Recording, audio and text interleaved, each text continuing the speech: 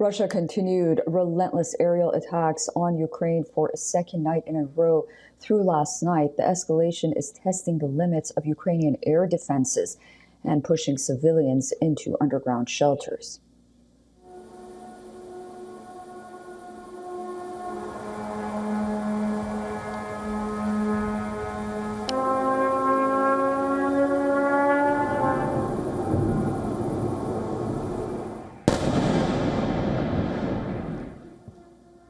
In today's early hours, Russian forces launched a fresh assault on Kyiv using 18 missiles and more than 400 drones in what officials described as another night of terror. At least 2 people were killed, 16 others injured, and multiple fires were reported after debris struck both residential apartments and non-residential buildings.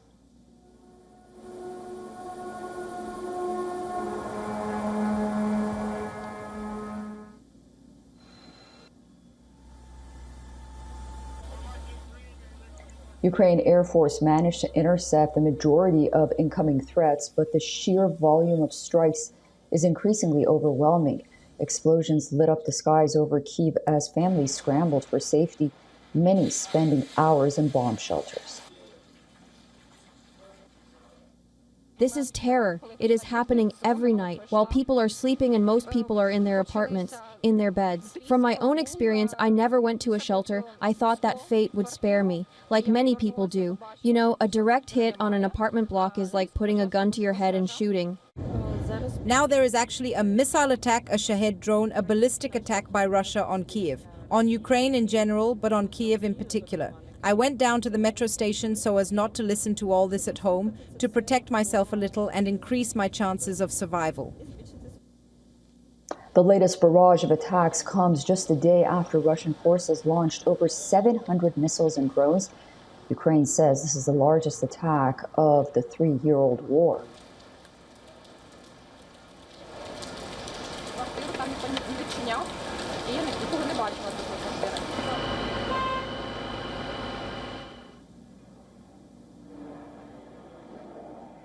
Speaking in Rome at the Ukraine Recovery Conference, Volodymyr Zelensky, the Ukrainian president, urged allies to increase defense investments.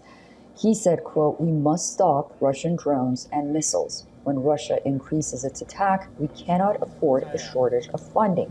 As Moscow increases attacks on Ukraine, which raises questions about whether Putin's even serious about a peace deal, Rubio, which is the U.S. Secretary of State, and Foreign Minister Sergey Lavrov met in Kuala Lumpur for the ASEAN summit.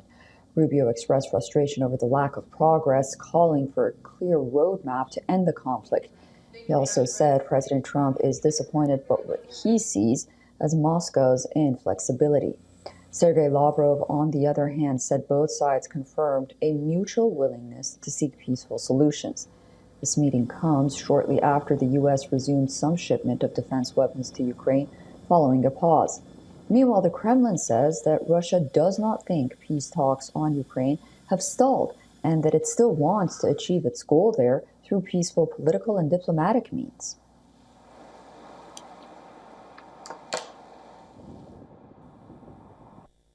Well, it is very clear that Russia is just using negotiations as a pretext in order to intensify attacks on Ukraine and break the will of Ukrainian people to resist. Russia used this because President Trump started delaying defensive weapons to Ukraine. President Trump started questioning whether America will help Ukraine after Biden aid package runs out, whether he will even sell Patriot missiles to Ukraine. All that Russia saw as a moment of weakness, and Russia decided that this is a good time to hammer Ukraine with all those missiles and drones. And they also thought that this is a good time to have summer offensive on the front line.